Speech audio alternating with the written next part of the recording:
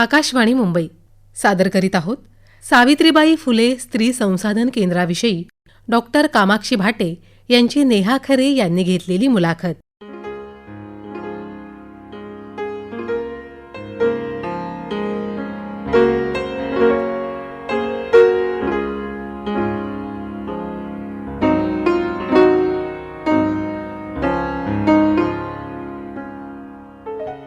श्रोते हो, भारतामध्ये स्त्री शिक्षणाचा पाया घालणारं फुले दाम्पत्य सावित्रीबाई फुले आणि महात्मा फुले यांच्या खरं तर समस्त स्त्रियाच नव्हे तर संपूर्ण समाजाने ज्यांचं ऋण मानावं अशी थोर व्यक्तिमत्व. सावित्रीबाई फुलेंच्याच नावाने एक स्त्री संसाधन केंद्र मुंबईमध्ये कार्यरत आहे, ज्याविषयी आज आपण माहिती घेणार आहोत डॉक्टर कामाक्षी भाटे यांच्याकडून. डॉक्टर नमस्कार. नमस्कार मॅडम. डॉक्टर कामाक्षी भाटे ह्या सावित्रीबाई फुले स्त्री संसाधन केंद्राच्या कार्यकारिणी सदस्य आहेत आणि त्यांनी यापूर्वी 11 वर्ष सचिव म्हणून या केंद्राचं काम पाहिलेलं आहे. त्यापूर्वी डॉक्टर कामाक्षी भाटे ह्या मुंबईच्या KM रुग्णालयामध्ये 32 वर्ष प्रोफेसर म्हणून कार्यरत होत्या. डॉक्टर, मुळात KM हॉस्पिटलमधलं तुमचं कार्य आणि त्यानंतर हे स्त्री संसाधन केंद्र याची जोड कशी ते आम्हाला सांगा. मी BMCमध्ये काम करत होते, म्हणजे KMमध्ये काम करत होते. त्यावेळेला एक असं हे आलं की महिला सुरक्षित आहेत का असा एक सर्वे करण्याचा आला. तर त्या सर्वे करण्यासाठी मी त्याचा पार्ट बनले. माझ्या मनात मात्र काय वाटत होतं माहिती का, KM सारखं सुरक्षित ठिकाण नाहीये आणि ह्याच्यात सर्वेची काय गरज आहे. महिलांना विचारा ना, तुम्ही सुरक्षित आहात का नाही. ते कोण असं ओपनली सांगेल हे माझ्या डोक्यात पण नव्हतं. म्हणजे आपल्या डोक्यात कसं असतं, हे माझं सगळं सुरक्षित आहे, आपल्या ऑफिसमध्ये सगळं छान चाललंय असं वाटतं. आणि अरुणा शानबागची केस प्रत्यक्ष KM मध्ये जिवंत असताना मला तसं वाटलं.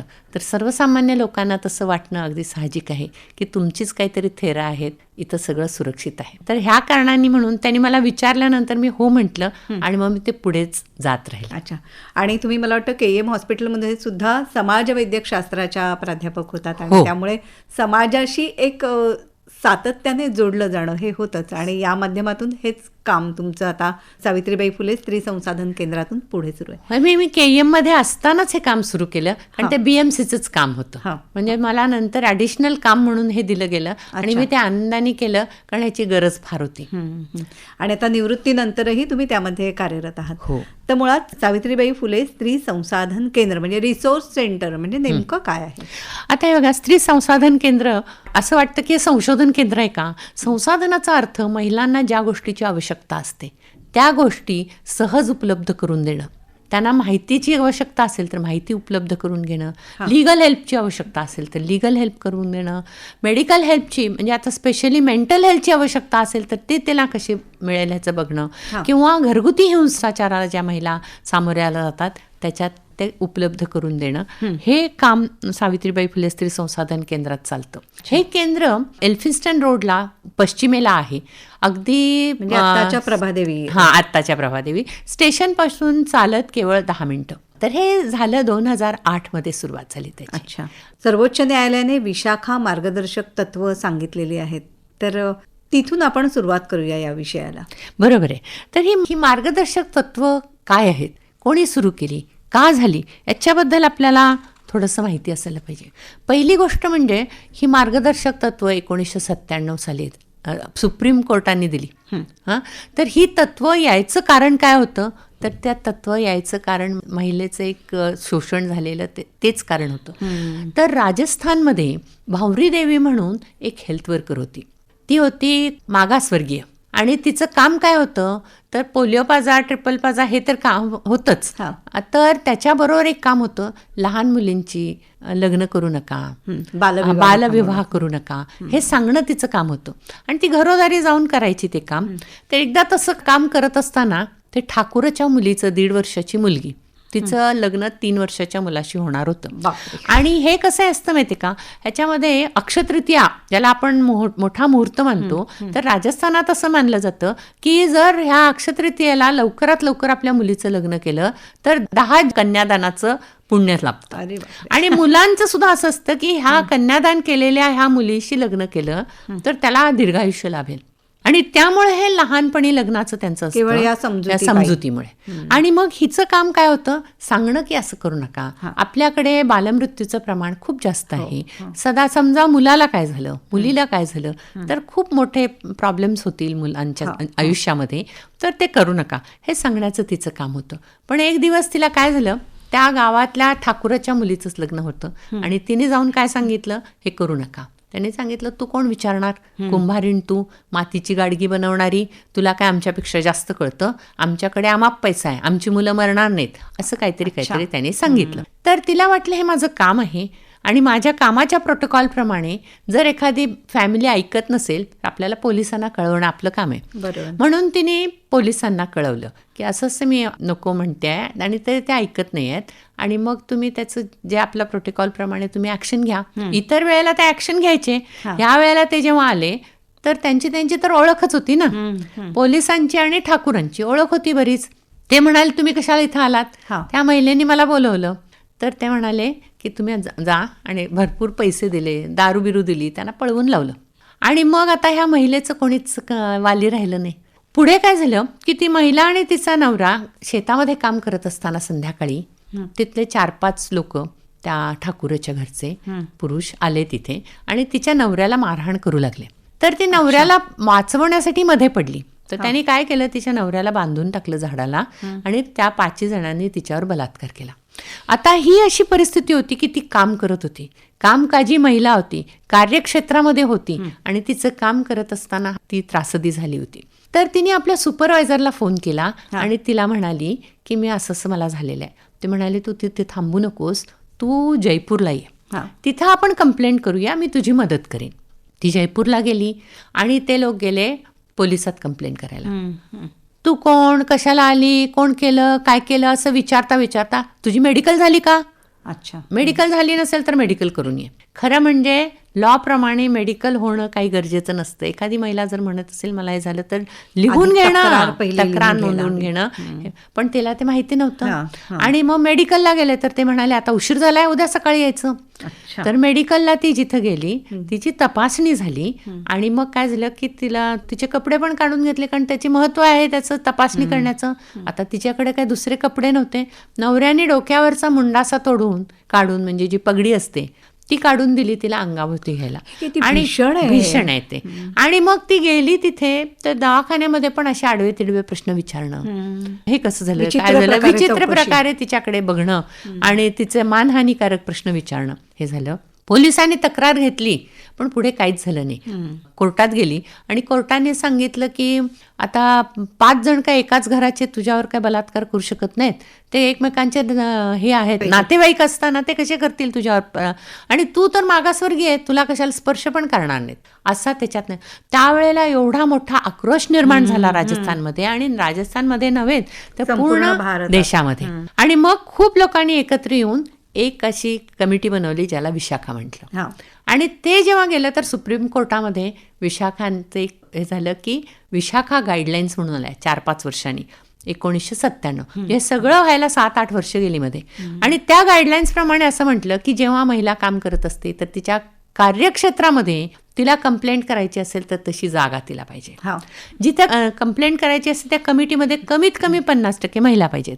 आणि ती कंप्लेंट व्यवस्थिशीर त्याचं हे होण्यासाठी म्हणून एक NGO मेंबर, तर निवारण होण्यासाठी एखादी NGO मेंबर पाहिजे. आणि त्याचं महत्त्व असं आहे की त्या NGO मेंबरला कोणाची भीती नसते आणि ती त्यामुळे त्या महिलेच्या बाजूनी ही व्यवस्था बघू शकते. तर ह्याला म्हणतात विशाखा मार्गदर्शक तत्व. आता तुम्हाला वाटेल BMCशी काय संबंध त्याचा, तर BMC कशी हे आहे की ज्यांनी खूप पुढाकार घेऊन प्रोग्रेसिव्ह, ज्याला प्रगतीशील पावलं घेतली. हे जेव्हा 97 आलं तर BMCने आधीच असं ठरवलं की आपल्याकडे 47% महिला काम करतात. तर 47% महिला काम करणाऱ्याच्या ठिकाणी ह्या धोरणाचं फार महत्व आहे. तर आपलं BMCचं धोरण झालं पाहिजे. आणि त्यांनी ते BMCचं धोरण बनवलं. त्या बनवण्यामध्ये पण माझा थोडा सहभाग होता. आणि मग त्याच वेळेला अजून लॉ नव्हता, कायदा यायचा होता, तरी सुद्धा 64 कंप्लेंट्स कमिट्या BMC मध्ये त्यावेळेला सुरुवात झाल्या. अच्छा, बरं. तर इतकं त्याचं विशाखा मार्गदर्शक तत्वाशी खरं म्हणजे मुंबई महानगरपालिकेचं अत्यंत जवळचं नातं आहे. मुंबई महानगरपालिकेचा मुळात इतका मोठा पसारा, इतकी कार्यालय वेगवेगळ्या हो, ठिकाणी आणि हो. तिथे काम करणाऱ्या महिला, तर त्यांची सुरक्षितता ही सांभाळली जावी आणि तशा प्रकारच्या तक्रारी किंवा गैरप्रकार खरं तर होऊ नयेत यासाठी हे सावित्रीबाई फुले स्त्री संसाधन केंद्र अस्तित्वात आलं का? काय सांगाल? बरोबर आहे तुमचा प्रश्न आणि तो अत्यंत महत्त्वाचा आहे. हे जे आहे ना काम आहे जे समितीचं आणि त्या आपल्या धोरणाचं, तर हे काम आहे लीगल काम. म्हणजे त्याचं महत्त्व असं आहे की त्याच्यात आलेल्या तक्रारी, त्याचे कागदपत्र हे सांभाळून ठेवणं फार महत्त्वाचं आहे. कारण आपण कुठल्या तरी कायदेविषयक गोष्टीसाठी सपोर्ट करतोय आणि म्हणून असं ठरलं की आपण एक असं ऑफिस केलं पाहिजे जिथं हे या 64 कमिट्याचं कोऑर्डिनेशन करणारी मुख्य समिती तिथं असेल. पण त्यावेळेच्या व्ही राधा म्हणून आपल्या ज्या जॉईंट DMC त्या IAS ऑफिसर होत्या. त्या म्हणाल्या की नुसतं एक ऑफिस उभं राहून कसं चालेल, इथं आपण अशी जागा निर्माण करू जिथं महिला त्यांच्या कुठल्या कुठल्या प्रश्नांसाठी येतील आणि त्या प्रश्नांसाठी त्या बेधडक येतील आणि त्या प्रश्नांसाठी त्या कुठल्याही वेळेला येतील दिवसातल्या. त्यांना कोणी परत पाठवणार नाही, आज नाही हे अमकं नाही असं होणार नाही. तर ह्यासाठी म्हणून आपल्या देशाची 74वी घटना दुरुस्ती जेव्हा झाली तेव्हा असं लक्षात आलं होतं की आपल्याला ज्या नव्या काही धोरणं आपल्याला राबवायची आहेत लोकांच्या मध्ये, तर ती आपली सरकारी यंत्रणा राबवू शकणार नाही. पण लोकांच्या बरोबर काम करणाऱ्या ज्या संस्था असतात धोरणं नोंद झाली पाहिजेत आणि त्यानुसार आपण 14-15 NGO मेंबर्सना मुंबईमध्ये बोलवलं. मुंबई एक असं शहर आहे जिथं खूप मोठ्या प्रमाणावर महिलांचे NGOज आहेत, खूप काम करणारे संस्था आहेत, त्यांना आपण बोलवलं. त्यातल्या आपण 3 की 4 आपण त्यावेळेला निवडल्या. त्यातल्या पहिली निवडली आपण स्त्रीमुक्ती संघटना. त्याच्याबद्दल तुम्हाला माहितीच आहे, 40 वर्ष ते काम करतात. बरोबर. दुसरी संघटना आम्ही स्नेहा म्हणून जी संघटना आहे ती निवडली, कारण त्यांनी खूप मोठ्या प्रमाणावर स्लममध्ये काम केले महिलांच्या बरोबर. तिसरी संघटना आहे अक्षरा, ज्यांची लायब्ररी आहे आणि त्याला जेंडर लायब्ररी म्हणतात. तर ती जेंडर लायब्ररी चालवण्याचं त्यांच्याकडे एक्सपर्टी आहे. तर स्त्री संसाधन केंद्रामध्ये अशी एक जेंडर लायब्ररी असावी असं व्ही राधा मॅडमचं स्वप्न होतं आणि त्याप्रमाणे आपण इथे या वेगवेगळ्या गोष्टी आपण करतो. तर फक्त एक ऑफिस नाही, ऑफिस फक्त 2 रूममध्ये आहे, पण ह्या सगळ्या गोष्टी महिलांना, ह्या जी लायब्ररी आहे तिथं कुठलीही महिला कुठलीही मुलगी येऊ शकते. काही वेळेला छोट्या लेकरांना घेऊन पण महिला येतात, कारण त्यांच्या परीक्षा असतात, त्यांना घरामध्ये राहायला बसायला जागा नसते, 2 खुर्च्या जोडून मुलाला झोपवतात, तिथं त्या अभ्यास करू शकतात. आणि तिथे कुठल्याच बाबतीत कुठल्याच गोष्टीसाठी पैसे घेतले जात नाहीत. अच्छा. तर हे BMC पूर्णपणे महिलांसाठी मुफ्त करतं आणि म्हणजे निर्भीडपणे मुळात महिलांना त्या ठिकाणी येऊन आपलं कोणीतरी ऐकणारं आहे हा विश्वास या केंद्राने दिला असावा, नाही का? हो, खरं आहे ते. महिलांचं जे कार्यक्षेत्र आहे, कामाचं ठिकाण, त्या ठिकाणी कुठच्याही प्रकारे त्यांच्यावर अन्याय होऊ नये, लैंगिक छळ तर होताच कामा नये, या दृष्टीने त्या ऑफिसेसमध्ये इंटरनल कंप्लेंट कमिटी अंतर्गत तक्रार समितीसुद्धा स्थापन करणं हे कायद्याने आता बंधनकारकच आहे. 2013ला मला वाटतं लैंगिक छळ विरोधी कायदा आला, तर त्याची आवश्यकता कशी निर्माण झाली? कारण जरी मार्गदर्शक तत्व आली तरी फक्त BMCने त्याच्याप्रमाणे धोरण आखलं, इतरकडे कुठेही नव्हतं. ते BMC पहिली आहे ज्याच्यामध्ये धोरण आलं आणि धोरण कार्यान्वित झालं 64 कमिट्यांनी, पण इतरकडे नव्हतं. दुसरी गोष्ट अशी आहे मॅडम की जर लॉ नसेल आणि फक्त धोरण असेल, आपण लहान मुलांना शिकवतो ना खोटं बोलायचं नाही, तर ते धोरण आहे, पण खोटं बोलणे म्हणजे अमकी शिक्षा होईल हे त्याच्यामधला लॉ आहे. तर जर नसेल अशी कमिटी निर्माण झालेली तर मात्र तुम्हाला पनिशमेंट आहे आणि तुम्ही सरकारला कळवायचंय की तुमच्याकडे 0 जरी कंप्लेंट असल्या तरी ते कळवायचंय. हे पण आहे. लॉ प्रमाणे काय काय कार्य केलं जायला पाहिजे ते पण त्याच्यामध्ये आहे. तर लॉचं महत्व असं आहे की कमिटीला एक प्रकारे सामर्थ्य आणि कायदेशीर त्याला रेकग्निशन आहे, ओळख एक आहे त्याची. तर त्यामुळे याची आवश्यकता होती आणि ती आवश्यकता 2013 मध्ये पूर्ण झाली.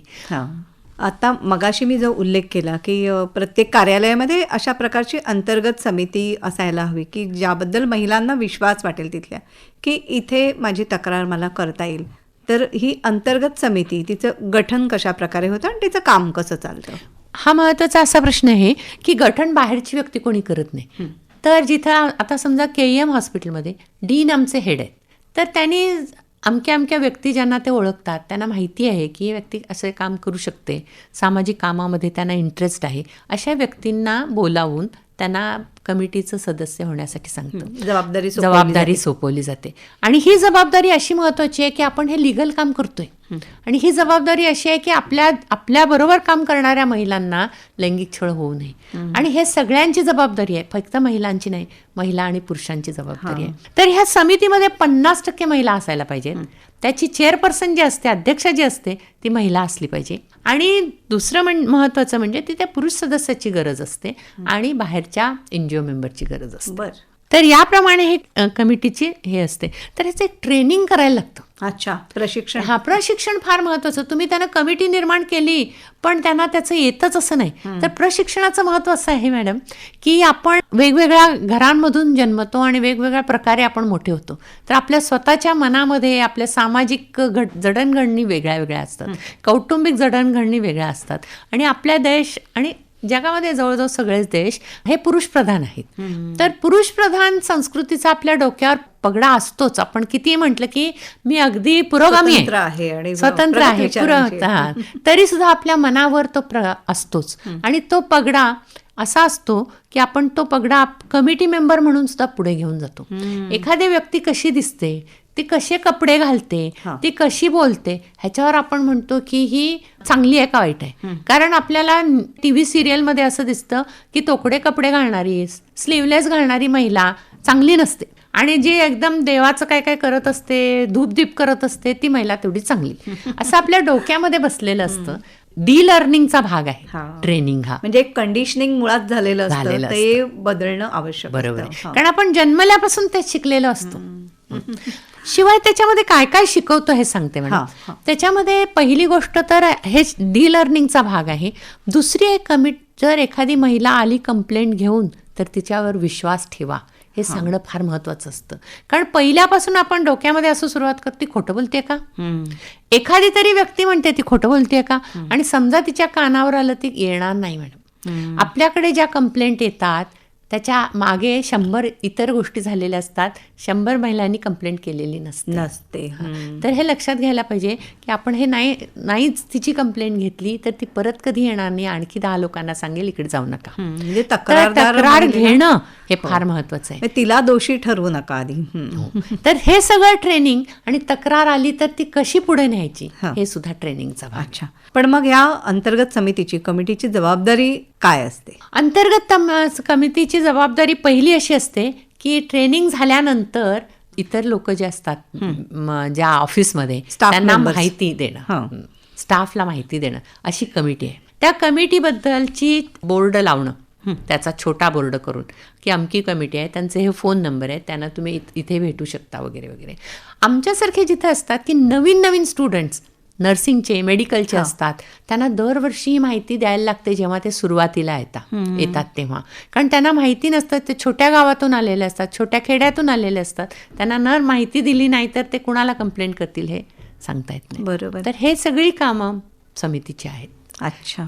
शाळेमध्ये सुद्धा ना, आम्ही म्हणजे 1600 शाळा आहेत BMCच्या, आणि त्या शाळांमध्ये आमचे पोस्टर्स लागलेले असतात. जूनमध्ये तुम्ही पोस्टर घेऊन जा असा निरोप असतो, आणि ते पोस्टर्स लागलेले असतात. त्याच्यात गुड टच, बॅड टच हा भाग आहे. तुम्ही आता सांगितलं की शाळांमध्ये सुद्धा गुड टच, बॅड टच, स्पर्श ओळखायला शिकवणं मुलींना, हे फार, मुलींना आणि मुलांना सुद्धा हे फार आवश्यक आहे. तर कोणकोणत्या प्रकारच्या तक्रारी ह्या आपल्या समितीकडे येत असतात? वेगवेगळ्या प्रकारच्या. अगदी छोट्यातली छोटी गोष्ट, एखादी व्यक्ती माझ्याकडे सतत बघते आणि त्याचा त्रास होतो महिलांना, आणि मग ती ट्राय करते, इकडे सरकून बस, तिकडे सरकून बस, पण मग तरी ती व्यक्ती तसं करणार असेल तर ती तसं करते. दुसऱ्या असं असतं, जाता जाता हात लावून जातात, डोळा घालतात, डबल मिनिंगची गाणी म्हणतात, डबल मिनिंगचं बोलणं असतं, चहा प्यायला येतेस का, जेवायला येतेस का, आणि मग कालपर्यंत छान बोलत होतीस, आत्ता का बोलत नाहीस, अशा सगळ्या गोष्टी असतात. आणि साध्या ह्याच्यापासून रेपपर्यंत सगळ्या कंप्लेंट्स असतात. अच्छा. तर ह्या गोष्टी तिथल्या तिथं थांबल्या पाहिजेत. हे ह्या समितीचं काम आहे. आणि कंप्लेंट करायला महिलेला जागा असेल तर त्या गोष्टी तिथल्या तिथे थांबतील. पण मग तक्रार कशी करते ती महिला? म्हणजे तिने लिहून द्यायचं असतं त्या संदर्भात जी घटना घडली ती की कसं? सांगते मॅडम. तर लिहून देणं हे कायद्याने बंधनकारक केलेलं आहे की महिलेने ते लिहून दिलं पाहिजे. तिला लिहिता येत नसेल तर इतर कोणीतरी ते लिहिलं पाहिजे. बरोबर. आणि लिहून तिला वाचून दाखवून मग तिच्याकडून सिग्नेचर किंवा अंगठा घ्यायचा. आणि ही तक्रार लेखी असणे फार महत्त्वाचं आहे. आणि जेव्हा कमिटीकडे ती तक्रार येते तेव्हा त्या तक्रारीच्या प्रत आपण ज्याच्यावर तो आरोप असतो म्हणजे आरोपी त्याला ती पाठवली जाते. अच्छा. आणि त्याला सांगितलं जातं की हा आरोप तुझ्यावर आहे, तू 8 दिवसामध्ये तुझे कोणतरी विटनेसेस असतील तर त्यांना घेऊन ये, तुला त्याच्याबद्दल जे सांगायचं असतं ते 8 दिवसामध्ये सांग. हे फार महत्त्वाचं आहे. लॉमध्ये म्हटलेलं आहे की त्या महिलेने 3 महिन्याच्या आत तक्रार करावी. पण काही वेळा महिला करू शकत नाही, ती घाबरते. तक्रार केलं तर माझे घरचे लोक मला कामाला पाठवणार नाहीत, नवरा माझ्यावर संशय घेईल आणि अशा भीती काढून टाकतील. ही पण आणि ह्या भीतीमुळे त्या करत नसतात.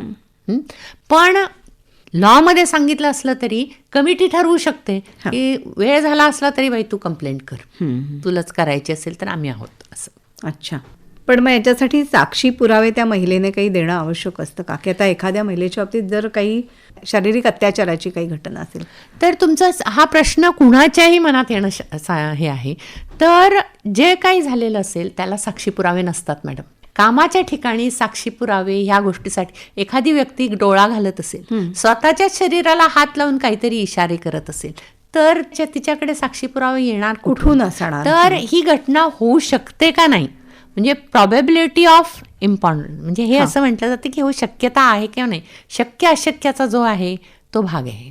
आणि हे त्या कमिटीला कळलं पाहिजे की हे शक्यता आहे का नाही आहे म्हणून. बरं. आणि ही तक्रार किती दिवसात निकाली निघते? कसं असतं तिचं निवारण कसं होतं? तक्रार निवारणाचं फार महत्त्व आहे मॅडम. कंप्लेंट आल्यानंतर लगेच ती त्या आरोपिताला कळवली गेली पाहिजे. दुसरं असं आहे की त्या आरोपिताच्याकडून 8 दिवसात त्याचं उत्तर आलं पाहिजे. महिलेला सुद्धा सांगितलं जातं की तुला जे सांगितलंस त्याच्यापेक्षा जास्त काही सांगायचं असेल तर सांग तू. आणि केव्हाही त्या ह्याच्यामध्ये ती सांगू शकते. आणि हे 3 महिन्याच्या आत तक्रार निवारण झालं पाहिजे.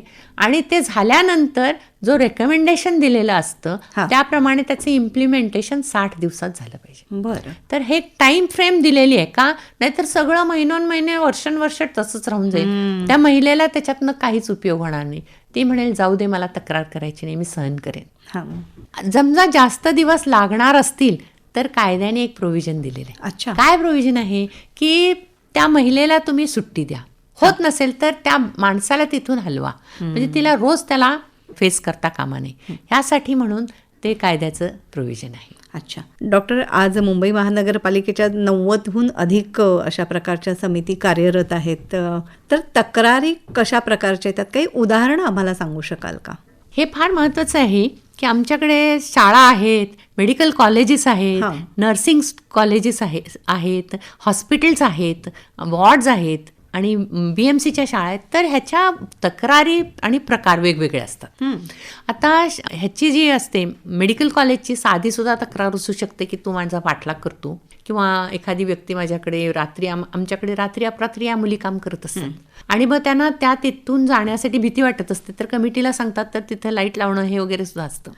म्हणजे ह्या सुद्धा कामं आम्हाला करायला लागतात. ती महत्त्वाची आहेत. सेफ्टी सुरक्षित वाटलं पाहिजे. SMS पाठवणं, MMS पाठवणं आणि ह्या व्हॉट्सअप लावणं आणि ह्या सगळ्या कंप्लेंट मुलींच्या असतात.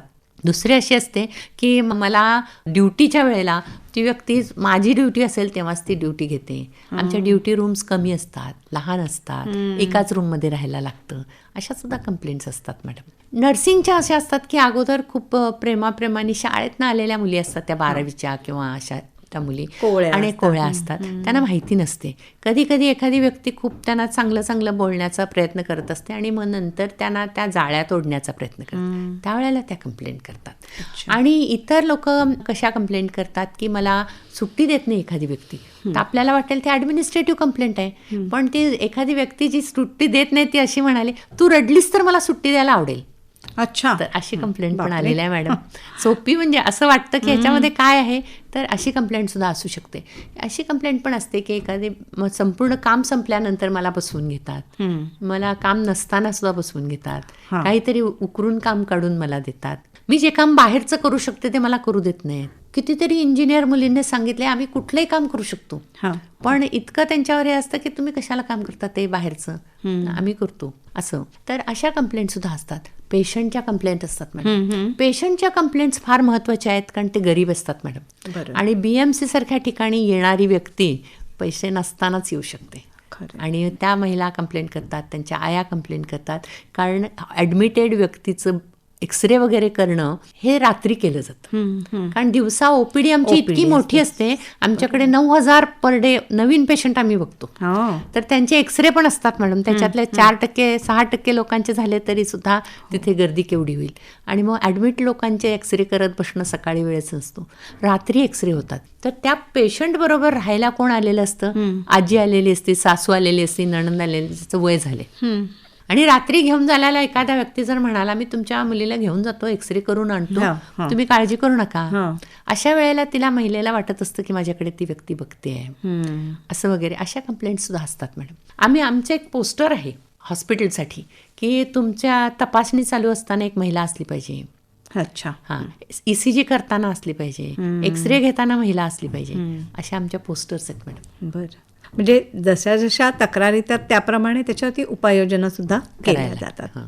शिक्षा कोणत्या प्रकारची होते? म्हणजे याच्यामध्ये काही तुरुंगात जाण्यासारखं पण घडू शकतं का, काही आर्थिक दंड का बदली, काय? आपला हा सिव्हिल कायदा आहे मॅडम. त्याच्यामध्ये तुरुंग हा वगैरे भाग येणार नाही. तुरुंगात वगैरे जाण्यासारखी गोष्ट असेल तर तुम्ही पोलिसात जायला पाहिजे. आणि पोलिसात जाण्यासाठी सुद्धा कमिटीने मदत केली पाहिजे. पण ज्या शिक्षा असतात त्या सर्वसामान्य असतात मॅडम. महिलांच्या पण अपेक्षा अतिशय सर्वसामान्य असतात. त्यांना असं वाटत नसतं की ह्याला कसंही करून त्रास दिला पाहिजे, असं नसतं. ती महिला म्हणते थांबलं तर बास आहे मला, त्यांनी माझी माफी मागितली तर बास आहे मला, पुन्हा होता कामा नये.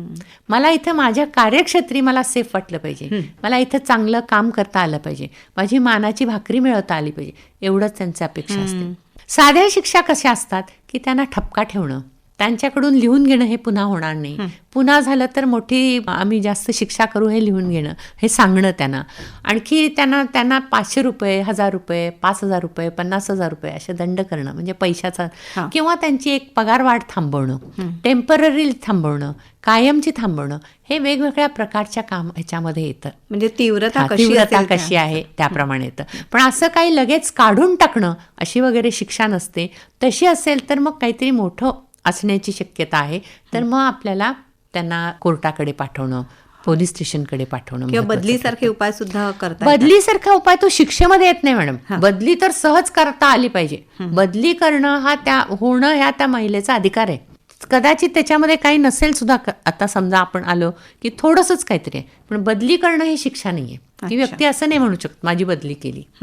या केस ज्या वेळेला कोर्टामध्ये जातात त्यावेळेला सुद्धा स्त्री संसाधन केंद्र मदत करत असतं का, कसं? अर्थात मॅडम, कोर्टात केस गेली तर नाही त्या समितीचं काम ते. लोकल कंप्लेंट्स कमिटी नाही तर म्हणतील आम्ही कशाला करू हे, आमच्या मागे पोलीस आणि कोर्ट आणि हे लागलेलं आहे. तर हे मुख्य समितीचंच काम आहे जी स्त्री संसाधन केंद्रात आहे. तर आमच्याकडेच पेपर्स असतात, कुठलेही पेपर्स लोकल कमिटीकडे नसतात. आम्ही ते वर्षानुवर्ष ठेवतो. दोघे जण कंप्लेनंट आणि ते म्हणजे ज्या महिलेने तक्रारदार आणि जो आरोपित दोघं सुद्धा कोर्टात जाऊ शकतात. महिलेला समजा कोर्टात जायचं असेल तर तिची मदत करणं सुद्धा समितीचं काम आहे. आणि ते केव्हा जातात? महिला जेव्हा जाते तेव्हा तिला असं वाटत असतं आपल्याला न्याय मिळाले नाही. पुरुष जेव्हा जातो तेव्हा त्याला असं वाटत असतं मला जास्त शिक्षा झालेली आहे. तुम्हाला एक छोटंसं उदाहरण देते की एक महिलेचं सतत म्हणणं होतं मला माझे जे सिनियर आहेत त्यांनी मला खूप शिकवलं मी जेव्हा जॉईन झाले, पण ते माझं पालक असल्यासारखा माझ्याशी व्यवहार करतात आणि सतत माझ्या मागे राहतात. माझं लग्न झालेलं आहे, माझी मुलं आहेत आणि मला काही तशी गरज नाही आहे. आणि कधी कधी मी समजा दुसऱ्या ऑफिसमध्ये जाणार असेल तर ते म्हणतात मला पण त्या बाजूलाच काम आहे, BMCचे पैसे वाचूया म्हणून टॅक्सीत त्याच येतात. अशी तक्रार त्यांनी जेव्हा केली तेव्हा तक्रारीमध्ये त्या माणसाने सांगितलं ही माझ्या मुलीसारखी आहे, मी तिला किती शिकवलंय तुम्ही विचारा. ती आत्ता एवढं मोठं सांगते, ती सगळं मी तिला शिकवलेलं आहे. आणि असं असलं तरी आम्ही त्याला एक पगारवाढीची शिक्षा, बंद करण्याची शिक्षा दिली, अच्छा. थांबवण्याची शिक्षा दिली. तर तो गेला कोर्टामध्ये. कोर्टात गेल्यानंतर काही दिवसांनी ती मुलगी धाय रडायची. अजून कायदा आलेला नव्हता मॅडम. हा. तर ती रडायची. ती म्हणायची की माझा जो वकील आहे ना, तो त्या माणसाच्या वकिलाशी बोलतो. हा. तर कायदा नसल्यामुळे आम्ही त्याच्यामध्ये काही पडू शकत नव्हतो. पण तेव्हा सुद्धा जजनी मला बोलवून घेतलं. हा. ते म्हणाले, मॅडम तुम्ही किती कमी शिक्षा दिली याला. हा माणूस तिचं स्टॉकिंग करतो. तो तिच्याबरोबर असताना समजा त्यांनी गळ्यावर एक ब्लेड फिरवला असता तर त्या मुलीचा जीव गेला असता. बरोबर. तुम्ही एक पगारवाढ कशाला थांबवली, त्याच्या 2 पगारवाढी थांबा आणि त्याला बदली करा. असं झालेलं आहे मॅडम. तर शिक्षा आम्हाला वाटतं की आम्ही जास्त दिली कधी कधी, पण आता लॉ आलेले असल्यामुळे लॉ प्रमाणे आपण शिक्षा व्यवस्थित तशाच देत असतो. BMCचे रूल्स आहेत, त्या रूल्स प्रमाणे पण शिक्षा दिली जाते मॅडम. हां. समजा एखादा अत्यंत गंभीर गुन्हा, अत्याचार कामाच्या ठिकाणी महिलेच्या बाबतीत होत असेल तर तुम्ही त्यावेळेला थेट न्यायालयात जाण्याचा सल्ला किंवा पोलिसात जाण्याचा सल्ला देता की कसं? अर्थातच मॅडम, कारण हे कमिटी आहेत, त्या कमिट्या फक्त हे आहेत म्हणजे लिगल फक्त होता, FIR करू शकत नाही आपण. तर त्या कमिट्या त्यांना सांगू शकतात की तुम्ही जा, कोर्टात जा, पोलिसात जा, FIR करा. FIR करायला ती कमिटी जाऊ शकते, बरोबर. हां हां. तर हे जाणं सुद्धा महत्त्वाचं आहे. आणि त्याच्या पुढचं तिला स्वतःला तिच्या मदतीने आपण सावित्रीबाई फुले स्त्री संसाधन केंद्राच्या मदतीने सुद्धा तिला मदत करू शकतो, जर तशी केस असेल तर. पण मग आता कायदा आल्यानंतर सुद्धा ह्या धोरणाची आवश्यकता आहे का? धोरणाची फार मोठी आवश्यकता आहे. आपलं पूर्वीचं धोरण आम्ही बदललं कायदा आल्यानंतर. हां. का बरं? तर कायद्याला माहिती नसतं आमचं कार्यक्षेत्र कसं आहे, आमच्या कार्यक्षेत्रामध्ये काय गरजेचं आहे. तर माझ्या कार्यक्षेत्राप्रमाणे त्या कमिट्या असणं, त्या कमिट्यांचं कार्य चालणं, आणि मुख्य कमिटीचं तर वर्णनच नाही कायद्यामध्ये, पण आम्हाला मुख्य कमिटी लागते. कारण 92 कमिट्या वेगवेगळं काहीतरी करत बसतील तर BMCचं धोरणाचा उपयोग काय. तर म्हणून BMCचं धोरण फार महत्त्वाचं आहे. आणि मग ते आम्ही मुख्य कमिटीच सगळं ते पेपर्स ठरवत असतो, रेकमेंडेशन्स देत असतो, त्यांच्याबरोबर बोलूनच रेकमेंडेशन देतो. त्याच्यामध्ये आम्ही बदल करत नाही. पुढे जाऊन त्यांना कोणी त्रास देऊ शकत नाही की तुम्ही असं का रेकमेंडेशन दिलं, आता मी तुला बघूनच घेतो. त्यांचं काही काम नाही. ते म्हणतात मी काही नुसती चौकशी केली आणि रेकमेंडेशन मुख्य कमिटीने दिलेलं आहे. बरोबर. या समितीमध्ये मुळात त्या कार्यालयातल्या काही व्यक्ती आणि त्याचप्रमाणे स्वयंसेवी संस्थेचा प्रतिनिधी, तसंच मला वाटतं कायदेशीर मदत लागली तर ती सुद्धा देणं, हे सगळं एका परीने परिपूर्ण करण्याचा प्रयत्न आहे का? हो मॅडम. अजूनही आम्हाला असं वाटतं की कमी कंप्लेंट्स येतात. आमच्या 92 कमिट्या आहेत, आमच्याकडे 35, 40, 42 एवढ्या कंप्लेंट येतात वर्षातनं. पण 92 कमिट्या असून असं होतं, याचा अर्थ महिला माघार घेते का, कुठे काय तिला हे होतंय का, त्रास होतोय का, सहन करते का, कमिट्यांचं काम बरोबर चाललं नाही का. तर सतत स्वतःचं इव्हॅल्युएशन करणं, सतत ट्रेनिंगचा विचार करणं हे फार महत्त्वाचं आहे असं BMC मानते. डॉक्टर कामाक्षी भाटे, आपण सावित्रीबाई फुले स्त्री संसाधन केंद्राची आम्हाला अतिशय छान अशी माहिती दिलीत, अत्यंत उपयुक्त अशी माहिती दिलीत. मनापासून आभार मानते. धन्यवाद. थँक्यू.